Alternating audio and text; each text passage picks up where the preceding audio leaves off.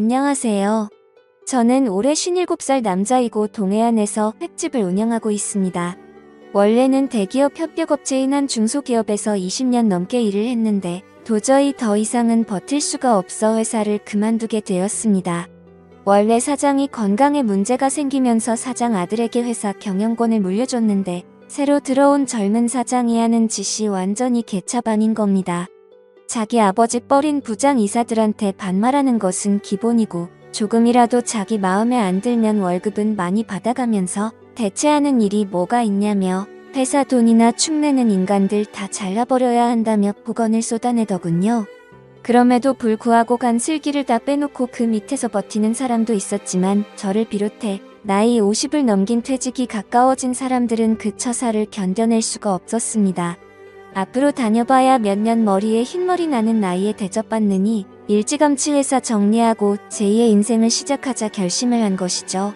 아이들은 아들 하나 딸 하나 있는데 아들은 대학 다니다 군대 들어갔고 딸은 대학을 다니면서 자기를 똑부러지게 하고 있으니 걱정할 것이 없었습니다. 그래서 저는 회사를 그만두고 아내와 함께 동해안에 자리를 잡았습니다. 아내는 손 감각이 좋고 요리에 관심이 많아 일식, 한식, 중식 요리사 자격증을 가지고 있습니다. 진작부터 식당을 해보려고 했지만 식당을 시작할 자금이 없어서 퇴직 끝나면 그때 식당을 하자며 미루고 있었는데 회사를 그만두면서 식당을 시작하게 된 거죠. 우리는 횟집 할 만한 곳을 알아보기 위해 약 한 달을 다니다 횟집과 민박집을 같이 운영할 수 있는 괜찮은 식당을 발견했습니다.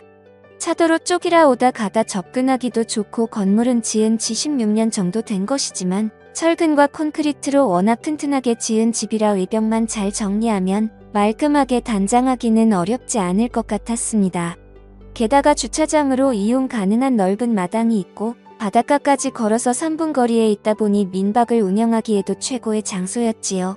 우리 부부는 여기가 우리 자리라고 생각하고 퇴직금에 살고 있던 집까지 처분해서 4억 6천을 주고 횟집을 매매했습니다.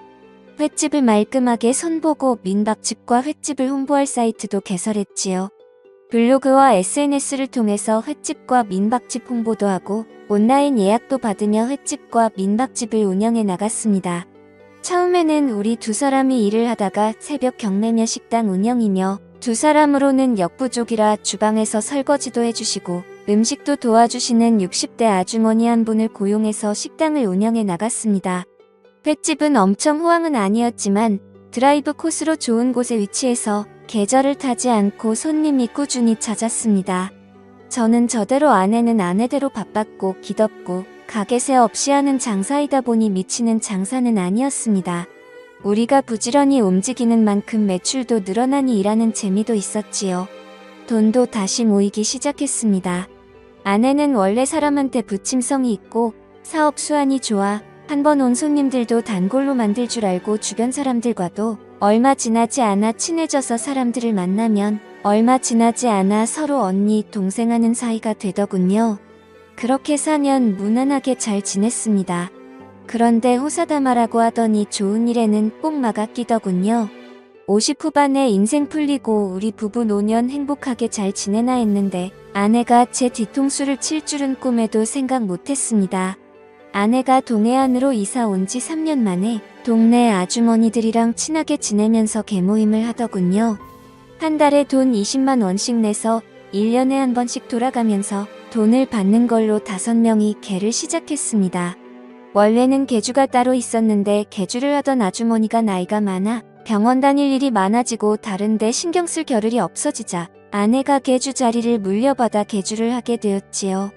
개모임을 하는 사람들은 서로 마음도 잘 맞는지 가끔 모여서 술도 한잔하고 봄에는 같이 꽃놀이도 가곤 하더라고요.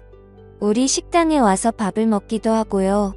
그래서 특별한 예약 손님이 없으면 아내는 사람들 만나서 스트레스 푼다며 약속을 잡아서 나가고 일 정리는 주방 아주머니하고 제가 했습니다. 그런데 아내의 외출이 꽤 잦았습니다. 어떤 날은 모임이 있다고 나가고 어떤 날은 돈을 거들러 나간다 하고 저녁이 되면 손님 빠지기 무섭게 밖으로 나가더라고요. 무슨 재미난 약속이라도 잡아놓았는지 일을 하면서도 손님들 언제 빠지나 눈이 빠지게 기다리면서 시계 한 번 쳐다보고 손님 한 번 쳐다보고 나가고 싶어서 한 달이나 있었습니다. 그런데 한 번 나가도 길어야 2시간이라 크게 신경 쓰지 않았습니다. 그냥 바람 쐬러 다녀오나 보다 생각했지요. 그런데 어느 날 아내가 나가고 바로 손님 4명이 왔습니다. 아내가 없으면 해를 뜰 사람이 없어 저는 아내한테 바로 전화를 했지요. 그런데 아무리 전화를 해도 전화를 안 받는 겁니다. 그래서 손님들한테 너무 죄송하다며 오늘 주방에서 일하는 사람이 일찍 나갔다고 다음에 오시거나 아니면 한 종류로 드시라고 했지요. 그랬더니 그냥 해물탕으로 해달라고 하셔서 주방 아주머니한테 해물탕을 달라고 말씀드리고 저는 계속 아내한테 전화를 걸어봤습니다. 그런데 한참 동안 전화를 받지 않더니 20통도 넘게 했을 때 그제야 아내가 전화를 받더라고요. 저는 순간 너무 짜증이 나서 손님 왔는데 뭐 하는 거냐며 왜 전화도 안 받냐고 소리를 쳤더니 아내가 어쩔 줄을 몰라 하면서 지금 간다며 30분 후에 도착했더라고요. 그때 와봐야 이미 손님들은 다 먹고 있었고 급한 불은 다 끈 다음이었지요. 저는 주방 아주머니 고생하셨다고 먼저 가시라고 하고 아내하고 늦게까지 정리하고 집으로 왔습니다. 제가 도대체 뭐 한다고 전화 오는 줄도 몰랐냐면서 전화는 왜 안 받았냐고 하니 언니 동생들하고 수다 떨다 전화를 진동으로 해놔서 몰랐다고 다음에는 전화 잘 받겠다고 하더군요. 그래서 저는 한 번만 더 이런 식으로 하면 앞으로 개모임이고 뭐고 아무데도 못 갈 줄 알라면서 단단히 일러두었지요. 아내는 알겠다고 다음부터는 전화 꼭 받겠다고 하더군요. 그리고 며칠 잠잠하더니 그 다음 주 아내는 한동안 동생하고 언니를 못 봤다고 잠깐 보고 와도 되겠냐고 하더라고요. 그래서 저는 그때 한마디 한 것 때문에 내 눈치 보는 것이 미안해서 나갔다 오라고 했죠. 하루 종일 일한다고 힘들었으니 스트레스 풀고 오라고요. 그런데 그 다음날 아내하고 개모임을 하는 아주머니 한 분이 식구들하고 저녁을 먹는다고 우리 식당에 왔습니다. 그리고는 아내를 보자마자 요새 식당이 엄청 바쁜가 봐 얼굴 보기가 힘드네. 하기사 얼굴 보는 게 뭐 대수야 식당 잘 되는 것 같아서 나도 좋네. 하더라고요. 그랬더니 아내가 제 눈치를 보면서 대답도 제대로 못하고 그냥 그렇지 뭐 말을 얼버무리더니 뭐 먹을 거냐면서 말을 돌리더라고요. 저는 이상하다 싶었지요. 어제 분명히 개모임 갔다 온다고 했는데 개모임에 같이 하는 사람이 얼굴 본 지 오래됐다니요. 무슨 착오가 있는 건가 싶어 밤에 아내에게 어제 모임에 안 나갔냐고 물었지요. 그랬더니 아내가 그러더라고요. 당연히 갔었지. 그런데 저 언니가 늦게 와서 나를 못 봐서 그래. 나는 당신 기다릴까봐 일찍 나왔지. 그래서 그러는 거야. 그때까지만 해도 저는 아내 말을 믿었습니다. 그런데 그 다음날 아내가 오늘 식당에 손님도 일찍 떨어졌으니 또 나갔다 오겠다고 하더라고요. 그래서 어디를 또 나가냐고 하니 오늘은 오랜만에 여자들끼리 모여서 노래방에 가기로 했다나요.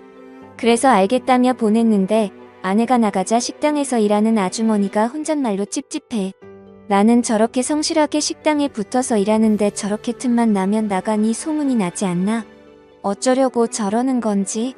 아니 굴뚝에 연기 나려. 하여튼 말세다 말세. 하시는 겁니다. 그래서 제가 무슨 소문이 났어요? 혹시 집사람한테 안 좋은 얘기 돌아요? 하고 물었지요. 그랬더니 아주머니가 주저앉으실 듯 깜짝 놀라시면서 나는 아무 말 안 했는데 무슨 말 들었어? 하시더라고요. 그래서 제가 방금 얘기하셨잖아요. 소문이 났다고 말세다 하셨잖아요. 그랬더니 주방 아주머니는 나 몰라 나 아무 말 안 했어. 나 일 다 했으니까 가도 되지. 그럼 내일 봐. 하고 도망치듯 나가시더군요. 저는 뭔 일이 나도 제대로 났구나 생각이 들었습니다. 상당히 느낌이 안 좋더군요. 저는 아내랑 같이 개모임을 같이 하는 아주머니 집에 전화를 걸어봤습니다. 오늘 노래방에서 만나기로 했다던 아주머니가 전화를 받더군요. 저는 뭐라고 할 말이 없어 그냥 안부 전화드렸다고 다음에 좋은 게 들어오면 전화드릴 테니 놀러 오시라고 하고는 전화를 끊었습니다. 그리고 저는 우리 집에 횟감을 주로 대주는 선장 집에도 전화를 걸어봤습니다. 그랬더니 역시나 노래방에 함께 있어야 할 아주머니가 얼큰하게 취한 목소리로 전화를 받았습니다. 그래서 오늘은 아무데도 안 나가시나 보네요. 아니면 벌써 술 한잔하고 들어오신 거예요? 하니 아주머니는 세상 사는 낙이 없어서 집에서 혼자 술 한잔하고 있다고 하더군요. 그리고는 이 인간은 어디를 그렇게 돌아다니는지 맨날 늦게 기어 들어온다면서 남편 욕을 막 해댔습니다. 저는 속으로 남편한테 맺힌 게 많으신가 보다 생각하고 몸 상하니 적당히 드시라고 전화를 끊었지요. 전화를 끊고 나니 이상했습니다. 개모임하는 사람이라고 해봐야 아내까지 합쳐서 5인데 그중 2사람이나 빠졌으니까요. 저는 일단 식당을 정리하고 근처에 있는 마트로 갔습니다. 그 마트는 주로 낚시하는 손님을 상대로 하는 곳인데 그 마트 형수님도 집사람과 개모임을 한 사람이었지요. 그곳에 가니 형님이 마트를 보고 있더군요. 그래서 제가 형수님은 어디 가셨나 보네요. 형님 혼자시네요. 얘기를 하니 저 안쪽에서 마트 형수님이 나오면서 이 시간에 웬일이에요? 벌써 식당 문 닫았어요? 하고 나오더라고요. 저는 노래방에 있어야 할 사람이 왜 여기 있나 싶어 기가 막혀서 아무 말 안 하고 서 있다가 저녁 먹은 게 소화가 잘 안 된다면서 맛있는 소화제 하나 달라고 해서 사가지고 나왔죠. 분위기가 이상하게 돌아가더라고요. 저는 아내한테 전화를 걸었죠. 아내가 말한 경자 언니는 집에서 혼자 술 마시고 있었고 해숙이 언니는 마트에서 나한테 소화제를 줬는데 어디서 옆에 같이 있는 척 언니들 이름을 부를 수가 있는지 저는 정말 기가 막혔습니다. 어디서 생쇼를 하냐는 말이 목구멍까지 올라왔지만 저는 억지로 참고 알았다고 전화를 끊었지요. 전화를 끊고 저는 오만 생각들이 다 들었습니다. 무슨 짓을 하고 다니는지 눈도 깜짝 않고 거짓말을 하는 걸 보니 너무 배신감이 들고 지금까지 내가 한 솥밥 먹고 한 이불 덮고 산 사람이 이런 사람이었다니 너무나 허무했습니다. 너무 열이 받아서 술이라도 들이부었으면 속이 좀 풀릴 것 같았는데 술 마시면 나도 모르게 폭발해 버릴 것 같아서 저는 냉수만 들이키고 있었죠. 잠시 후 아내는 아주 기분 좋은 얼굴을 하고는 여보 나왔어 뭐해 평소 안 내던 코소리까지 내더니 노래를 너무 열심히 불렀더니 땀이 다 났네 나 좀 씻을게 하고는 들어가 버리더군요. 아내가 씻으러 들어가자 저는 일단 아내 휴대폰부터 열어봤습니다. 통화 기록 카톡 기록을 보니 제가 전화한 것을 제외하고는 오늘 아무하고도 연락하거나 통화한 기록이 없었습니다. 아무래도 통화 기록이나 대화 내용을 지운 것 같았습니다. 요즘 제가 자꾸 전화를 하고 어딜 가냐고 물어보니 특별히 조심했던 모양입니다. 저는 전화기는 다시 제자리로 돌려놓은 뒤 컴퓨터를 켰습니다. 컴퓨터를 켜서 아내의 위치 확인을 하기 위해 아내 구글 계정으로 들어갔지요. 아내는 컴퓨터와 스마트폰을 쓰기만 할 줄 알았지 컴퓨터와 전화기가 다 연결돼 있다는 걸 몰랐습니다. 이메일로 로그인만 하면 별의별 정보를 다 확인할 수 있다는 건 아내는 꿈에도 생각 못했을 겁니다. 몇 달 전 아이폰으로 바꾸고 나서 그 계정을 제가 다 만들었으니 아내 이메일 열어보는 것이야 아무 일도 아니었지요. 저는 아내 이메일을 열어 아내 전화기에 등록되어 있는 전화번호를 먼저 살펴봤습니다. 아는 사람들 외에 특별히 눈에 띄는 사람은 없었습니다. 그 다음은 구글 위치 기록을 살펴봤습니다. 오늘 아내가 갔던 위치 기록을 살펴보니 아내가 오늘 간 곳은 뜬금없이도 부두였습니다. 부두에 노래방이 있었나 생각이 잠깐 들기도 했지만 부두에는 노래방이 있을 리가 없었습니다. 그런데 부두에 왜 갔을까 의문이 생기더군요. 거긴 정박된 어선들만 있을 뿐 주변에는 아무것도 없는데 거기를 왜 갔는지 저는 도저히 알 수도 이해할 수도 없었습니다. 저는 너무 이상하다 생각하며 다른 기록들도 살펴봤지요. 그 결과 아내가 외출한다고 나갈 때마다 부두로 갔었고 그곳에서 한두 시간 머물렀다는 것을 확인할 수 있었습니다. 부두 그 밤에 부두라니. 깜깜한 밤에 부두에 갔다가 그곳에서 한두 시간 머물다 돌아온다. 아무리 생각해도 이상한 일이었습니다. 저는 컴퓨터를 끄고 아내한테 잠깐 나갔다 온다고 얘기한 뒤 차를 타고 부두로 향했습니다. 저는 부두에 도착해 차를 세우고 부두를 걸었습니다. 부두에는 아무리 둘러봐도 아내가 머물 만한 곳은 보이지 않았습니다. 가로등도 제대로 없는 깜깜한 부두에는 아침에 출항할 배들만 둥둥 떠 있었지요. 저는 아무래도 이상하다 생각하며 다시 차를 타고 집으로 돌아오려는데 흥얼흥얼 노래를 부르며 주차장으로 걸어오는 사람이 있었습니다. 우리 집에 횟감을 대주는 선장이더군요. 저는 내려서 선장에게 인사를 할까 하다가 그만두었습니다. 괜히 제가 이 밤에 부두를 서성거렸다는 소리가 내 귀에 들어가면 안 되니까요. 저는 선장이 떠나고 난 뒤 차를 몰고 집으로 돌아왔고 집에 들어오니 아내는 벌써 골아떨어져 있더군요. 저는 그날 밤 한숨도 못 잤습니다. 왜 아내가 부두에 그렇게 자주 갔는지, 왜 거기서 머물다 왔는지 머리가 너무 복잡했습니다. 저는 다음 날 잠도 못 잔 얼굴로 여느 때와 다름없이 새벽 경매장으로 나갔다가 잠시 한숨 자고 다시 식당으로 나갔습니다. 아내는 열심히 일을 하고 있더군요. 그날은 약속 없이 집으로 들어왔고 그 다음날 아내는 또 언니들하고 약속 있다면서 나갔습니다. 아내가 나간 후 저는 컴퓨터를 켜서 아내의 위치 이동을 확인했습니다. 아니나 다를까 아내는 또 부두로 향하더군요. 저는 택시를 불러서 타고 부두로 향했습니다. 부두 주차장에는 우리 차가 주차돼 있었습니다. 택시에서 내린 저는 어디서 인기척이라도 들리는지 귀를 쫑긋 세우고 불빛도 없는 부두를 조심조심 걸었습니다. 그날은 유난히 바람도 많이 불고 파도도 세서 아무리 귀를 기울여도 다른 소리가 잘 들리지 않았습니다. 아무것도 확인하지 못한 저는 부두 끝까지 걸어갔다가 다시 천천히 걸어서 왔습니다. 우리 차가 부두 주차장에 있으니 아내도 분명 이 근처에 있을 거라 확신이 들었으니까요. 그리고 잠시 후 부두 가운데쯤 정박되어 있는 배에서 희미한 불빛이 새어나오는 것을 발견했습니다. 그 배를 보니 우리 집에 횟감을 대주는 선장의 배더군요. 저는 순간 불길한 느낌이 들면서 가슴이 쿵 내려앉는 것 같았습니다. 저는 출렁이는 배를 조심조심 올라탔습니다. 그리고 희미한 불빛이 새어나오는 선장실의 안을 들여다보니 선장실간이 침대에서 선장과 아내가 뜨거운 시간을 보내고 있더군요. 저는 순간 눈이 뒤집혔습니다. 눈에 보이는 게 없더군요. 선장실 문을 열어보니 문이 안에서 잠겨 있었습니다. 저는 문 열라고 소리치면서 문을 두드렸습니다. 그랬더니 안에서 그제야 제가 온 걸 확인한 두 사람은 놀라서 어쩔 줄 몰라 하고 있더군요. 저는 계속 소리를 치며 선장실 문을 두드렸습니다. 그랬더니 선장은 옷을 대충 챙겨 입고는 열라는 문은 안 열고 제가 서 있는 쪽 반대쪽 문을 열고 도망가는 겁니다. 그래서 저는 옆에 있는 그물을 들고 선장이 있는 쪽으로 그물을 던져서 선장을 그물에 가두어 버렸습니다. 지금까지 고기 잡느라 그물을 던져본 적은 있어도 그물에 걸려본 적은 없으니 어떻게 빠져나와야 하는지도 몰라 버둥거리고만 있더군요. 그 뒤에서 아내는 어쩔 줄 몰라 하며 여보 여보 소리만 반복하고 있었습니다.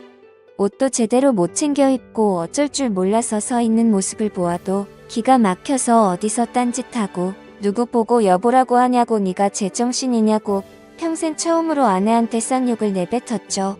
저는 저 정신 나간 인간을 어찌할까 하다가 아무리 욕을 해도 분이 안 풀리길래 아내한테도 그물을 던져 아내도 그물에 가둬버렸습니다.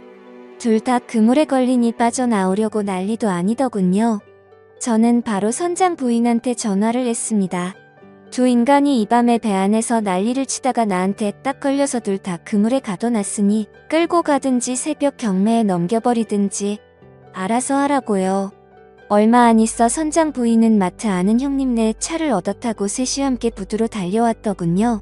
선장 부인은 둘이 갇혀있는 모습을 보니 그 자리에 털썩 주저앉아 땅을 치고 울더니 어디서 고기 퍼는 플라스틱 삽을 가지고 와서 네가 인간이야. 내가 온갖 고생해서 배 사줬더니 이제는 하다하다 배에서 이런 짓을 해. 바람난 게 한두 번도 아니고 이게 몇 번째야. 네가 인간이야? 네가 인간이냐고 악을 쓰면서 그물에 갇혀있는 선장을 베버리더라고요. 옆에서 보고 있던 마트 형님은 형수님 진정하라고 말리며 말로 하라고 하고 저한테는 와서 일단 그물부터 풀어주고 집에 가서 말로 하라고 하더군요. 그 옆에서 선장 형수님은 인간들 인간도 아니라면서 그물에 묶어서 바다에 던져버려야 된다며 계속 악을 쓰고 있더군요. 마트 형님은 계속 우리 두 사람을 달랬고 그러는 중에 마트 형수님은 그물을 잘라서 두 사람을 그물에서 빼내주었습니다. 그물에서 나온 두 사람은 고개만 푹 숙이고 말도 못하고 있더군요. 마트 형님은 일단 자기 차에 다 타라며 우리를 마트 형님 본고에 태우고 선장 내에는 선장의 집에 우리 내에는 우리 집에 바래다 주고 갔습니다. 말로 하라고 신신당부를 하면서요. 집에 온 아내는 손이 발이 되도록 빌더군요. 저는 아내가 그러고 있는 꼴도 보기 싫어서 양동이에 물을 받아와서는 얹어버리고 양동이로 얼굴을 덮어버렸습니다. 자신도 얼굴을 내보일 낯이 없는지 양동이를 뒤집어 쓰고 울면서 제발 한 번만 용서해달라고, 한 번만 용서해주면 시키는 대로 다 하겠다고 하더군요. 그래서 조용히 끝내자고 했지요. 너 같은 거랑 더 이상은 못 살겠다고요. 조용히 아내와 이혼하고 위자료 청구하지 않는 대신 지금까지 네가 나한테 받아갔던 돈을 비롯해서 네 명의로 되어 있는 것들 다 내 앞으로 해놓으라고 했습니다. 그리고 내가 가지고 있는 재산 그 어느 것도 받지 않겠다고 각서를 쓰고 조용히 동해안을 떠나라고, 그러면 애들한테 이렇게 추한 얘기까지는 안 하겠다고 했지요. 그랬더니 아내는 자신이 했던 짓이 애들 귀에 들어가는 건 무서웠는지 시키는 대로 하겠다며 다 정리를 한 뒤 아내는 동해안을 떠나 차용집으로 갔습니다. 며칠 뒤 선장 내외를 만났는데 선장은 부인한테 꽤나 두들겨 맞았는지 얼굴에 멍이 들어 있었습니다. 저는 애들도 있으니 조용히 끝내기로 했다며 전후 사정을 얘기했고 형수님은 어떻게 하실 거냐고 물었지요. 그랬더니 선장 부인은 이 인간이 배 타는 것은 꼴도 보기 싫다며 배를 팔려고 내놨다고 하더군요. 그리고 마음 같아서는 지금 당장이라도 이혼하고 싶은데 내가 지금까지 고생해서 뒷바라지 해준 게 얼마인데 왜 이제 와서 주는 것은 못하겠다고 하더라고요. 붙잡고 살면서 돈이나 벌어오게 시킬 거라고요. 저는 알아서 하시라고. 그 대신 저 인간 앞으로 내 눈앞에만 안 띄게 해달라고 얘기했지요. 그렇게도 집은 각자 마무리 지었지만 얼마 지나지 않아 그날 있었던 일이 온 동네에 소문이 쫙 퍼져서 저를 보는 사람마다 그 일에 대해 물어보는데 창피해 죽을 지경이었습니다. 그래서 횟집을 정리하고 떠날까도 생각했지만 왜 내가 떠나야 되나 싶어서 새로 실력 있는 주방장을 고용해서 횟집은 계속 운영하고 있습니다. 민박도 당연히 같이 하고요. 둘이 합쳐서 식당을 계속했으면 우리 두 사람 돈도 많이 모았을 텐데 그 사람은 우리 집에서 쫓겨나 그 좋은 실력 가지고 다른 데서 일을 하고 있다더군요. 그 여자는 가끔 연락이 와서 우리 식당에서 일하고 싶다고, 예전에 부부관계였던 것 다 떠나서 일만 시켜달라고 사정사정하는데 저는 딱 잘라서 꿈도 꾸지 말라고 했지요. 왜 어리석은 선택을 해서 자기 무덤을 자기가 파는지 저는 아무리 생각해도 이해할 수 없더군요. 저는 아내를 죽기 전에 용서할 수 있을지 모르겠지만 언젠가 아내를 용서하고 진심으로 얘기를 나눌 시간이 온다면 이번 생은 물론이고 다음 생에라도 그런 과오는 범하지 말라고, 그건 너 자신과 상대방을 다 죽이는 일이라고 꼭 얘기해주고 싶네요. 아내와 헤어지고도 가슴이 답답했는데 이렇게라도 얘기를 풀고 나니 속이 좀 편안해지는 것 같습니다. 저의 기가 막힌 이야기 들어주신 분들 모두 감사드립니다.